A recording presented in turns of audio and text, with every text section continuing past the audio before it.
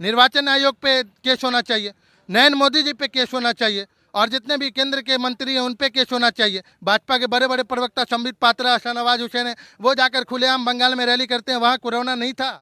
अगर सेवा कर रहे हैं वहाँ आप कोरोना देख रहे हैं, तो बहुत सारी जगह है जहाँ पे आप, बहुत सारे एनजीओ हैं जो अभी खाना बांट रहे हैं लोगों के बीच, उन पर केस होना चाहिए। भुखमरी से लोग मर रहे हैं, बहुत सारे एनजीओ हैं, पुलिस प्रशासन भी कितनी है, वो भी रहकर सेवा कर रहे हैं, तो उन पर भी केस हो, तो सारी जनता मरती रहे और कोई नहीं निकले। चाहे हमें जेल में डाल दीजिए, गोली मार दीजिए, नहीं डरने वाले हम। जनता की सेवा हर हाल में हमारे नेताजी करते रहे हैं और हम लोग। आज पप्पू यादव की गिरफ्तारी हो गई है। आज अहले सुबह पटना पुलिस ने उनको उनके आवास से गिरफ्तार कर लिया है। इस लॉकडाउन की बात करें या पिछले बाढ़ की बात करें, उनके द्वारा जो काम किया गया है वो कभी भी भुलाया नहीं जा सकता।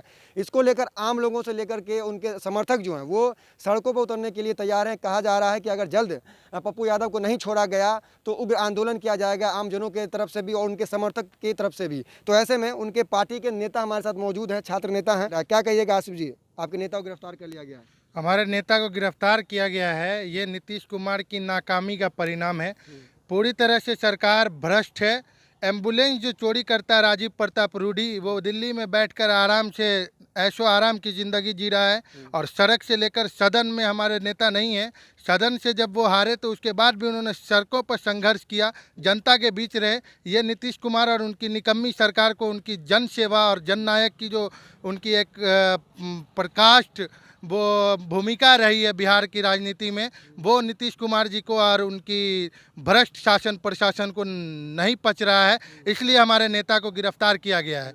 नीतीश कुमार जी ये समझ नहीं रहे हैं कि उन्होंने पप्पू यादव को नहीं गिरफ्तार किया। आप कितने पप्पू यादव को गिरफ्तार करोगे? क्योंकि पप्पू यादव और उनका सेवा दल का जितना भी सदस्य है, क्योंकि मैं भी उनके सेवा दल का एक सदस्य हूँ और छात्र नेता हूँ, हमेशा छात्रों के लिए संघर्ष करता रहता हूँ, वो एक पप्पू यादव को आज गिरफ्तार किए हैं। अगर वो अविलंब हमारे नेता को रिहा नहीं करती है, पटना के गांधी मैदान थाना में वो अभी हैं, अगर उनको अविलंब बिहार सरकार रिहा नहीं करती है तो बिहार की जेलों में जगह नहीं बचेगी। एक एक कार्यकर्ता अपनी गिरफ्तारी देगा और बिहार की जेलों में जगह कम पड़ जाएगी कार्यकर्ताओं को रखने क्या के लग लिए। क्या रहा है आपको, क्या वजह रही होगी? जैसे कि वजह बताया जा रहा है पुलिस के द्वारा कि लॉकडाउन के नियमों का उन्होंने उल्लंघन किया, क्या लग रहा है वो क्या वजह रही होगी उनकी गिरफ्तारी की?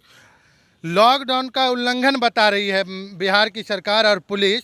तो मैं पूछना चाहता हूं कि आप ही के चैनल के माध्यम से हमने देखा था कि जदयू के पूर्व विधायक ऑर्केस्ट्रा करवाते हैं शादी प्रोग्राम में, वहां लॉकडाउन का उल्लंघन नहीं हुआ था। जदयू के एक मधुबनी के बिस्पी और कहाँ के भूल रहा हूँ मैं, वहाँ के एक एमएलए हैं, वो लॉकडाउन का उल्लंघन करते हैं। वहाँ लॉकडाउन की व्यवस्था उनके लिए नहीं है।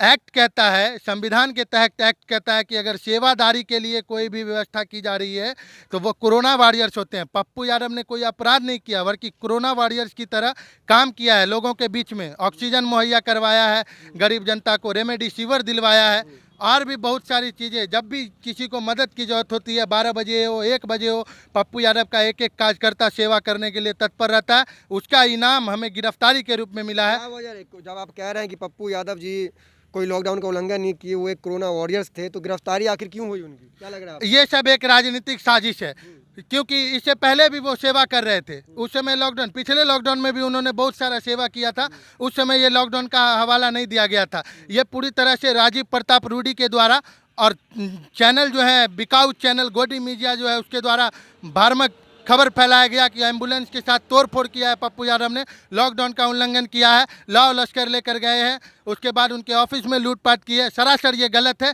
ये एक राजनीतिक साजिश है जिसके तहत हमारे नेता को फंसाया गया है। ये बहुत गलत हुआ है और इसका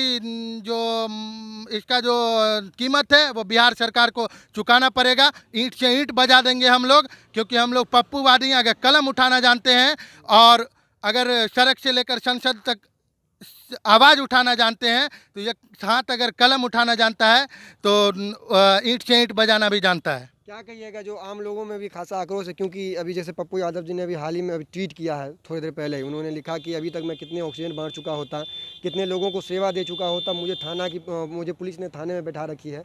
क्या लगता है आपको, उनको छोड़ेगी पुलिस या फिर आगे कुछ और षड्यंत्र चल रहा है?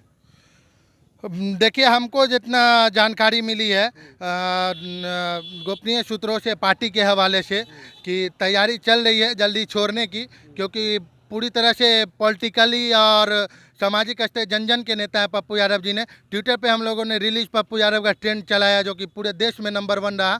तो पूरी तरह से आवाज़ उठाने के बाद सरकार थोड़ी तरह से मनोवैज्ञानिक दबाव है सरकार के ऊपर। वो भी समझ रही है कि अगर पप्पू यादव जी के साथ कुछ गलत हुआ तो उनको बहुत बड़ी कीमत चुकानी पड़ेगी। और हम लोगों को तो अंदेशा है क्योंकि ये सरकार निकम्मी है और कुछ भी कर सकती है। कुछ देर पहले उनका कोरोना टेस्ट हुआ था, वो भी निगेटिव आया था। हम अल्लाह का लाख लाख शुक्र अदा करते हैं कि हमारे सेवक जो हैं, जन जन के सेवक हैं, जन जन के नेता हैं पप्पू यादव जी, वो हमेशा सेहतयाब रहें। और जनता से अपील करेंगे कि वो आप अपनी लड़ाई खुद लड़िए, आप जागिए, क्योंकि ये जो बिहार और केंद्र की सरकार है ना, ये पूरी तरह से बिकाऊ है। ये बिकी हुई है, अडानी अंबानी के हाथों में बिकी हुई सरकार है। अगर आप अपनी लड़ाई, अपने हक की लड़ाई नहीं लड़िएगा तो जिस तरह चारा घोटाले में जगन्नाथ मिश्रा को जेल जाना पड़ा था, वैसे ही एम्बुलेंस वाले कांड में बिना मतलब का हमारे नेता को फंसाएंगे। तो ये हम नहीं चलने देंगे। वो दौर कुछ और था, पप्पूवादी ये सहन नहीं करेगा कभी। कुछ लोग तो ये भी कमेंट कर रहे हैं सोशल मीडिया पर ना कि भाई कोरोना गाइडलाइन जब जारी किया गया तो सब पर मतलब लागू होता है, तो पप्पू यादव जी भले ही जनसेवक हो लेकिन कोरोना गाइडलाइन को फॉलो नहीं कर रहे थे, इसलिए। अरे मैंने आपको कहा ना कि संविधान का एक्ट कहता है कि एक्ट के तहत, और सुप्रीम कोर्ट का भी ये है। हमको एक चीज़ बताइए, कोरोना गाइडलाइन का जहाँ तक है तो सबसे पहले तो निर्वाचन आयोग पे होना चाहिए। निर्वाचन आयोग पे केस होना चाहिए, नरेंद्र मोदी जी पे केस होना चाहिए, और जितने भी केंद्र के मंत्री हैं उन पे केस होना चाहिए। भाजपा के बड़े बड़े प्रवक्ता संबित पात्रा, शाहनवाज हुसैन है, वो जाकर खुलेआम बंगाल में रैली करते हैं, वहाँ कोरोना नहीं था। अगर सेवा कर रहे हैं वहाँ आप कोरोना देख रहे हैं, तो बहुत सारी जगह है जहाँ पे आप, बहुत सारे एनजीओ हैं जो अभी खाना बांट रहे हैं लोगों के बीच, उन पर केस होना चाहिए। भुखमरी से लोग मर रहे हैं, बहुत सारे एनजीओ हैं। पुलिस प्रशासन भी कितनी है, वो भी रहकर सेवा कर रहे हैं, तो उन पर भी केस हो। तो सारी जनता मरती रहे और कोई नहीं निकले, क्योंकि हम लोग सेवक की, हम लोगों की भूमिका रही है, हमारे पार्टी की सेवक की भूमिका रही है। चाहे हमें जेल में डाल दीजिए, गोली मार दीजिए, नहीं डरने वाले हम। जनता की सेवा हर हाल में हमारे नेताजी करते रहे हैं और हम लोग भी करते रहेंगे। इसी सब मांगों को लेकर हम लोगों ने कल भी आंदोलन किया था और राजीव प्रताप रूडी के इस्तीफे की मांग की थी, उनकी गिरफ्तारी की मांग की थी। गिरफ्तार हो गए आप ही के नेता, तो उल्टा पड़ गया। जी, उल्टा पड़ गया, यही तो कह रहा हूँ मैं। राजनीतिक साजिश है।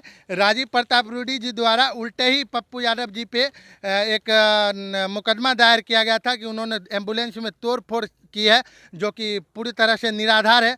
आप लोग भी वीडियो फुटेज देख सकते हैं, हम लोगों ने भी देखा है, शेयर किया है। सोशल मीडिया का मैं प्रभारी भी हूँ, मैंने भी शेयर किया है। कहीं पे भी आपको दिख जाए कि तोड़ फोड़ करते हुए कोई भी कार्यकर्ता या पप्पू यादव जी दिखे हों, ये एक राजनीतिक साजिश है। राजनीतिक साजिश के तहत हमारे नेता को फंसाया गया है और ये बिहार की जनता देख रही है। कभी भी बिहार की जनता नरेंद्र मोदी की सरकार को और बिहार की नीतीश कुमार की कुकर्मी सरकार को, निकम्मी सरकार को कभी भी माफ़ नहीं करेगी। बहुत बहुत शुक्रिया। तो ये थे छात्र नेता हैं जाप के आसिफ साहब। तो जिस तरह इनके अंदर आक्रोश देखने को मिल रहा है, इसी तरह पप्पू यादव के जो हजारों लाखों समर्थक हैं, सभी के अंदर यह आक्रोश है कि जन सेवा करने वाले नेता को जब गिरफ्तार कर लिया गया तो जिस शख्स के कार्यालय परिसर में 40 की संख्या में एम्बुलेंस फेंके थे, उन पर क्यों नहीं एफआईआर किया गया, उन पर क्यों नहीं मामला दर्ज किया गया।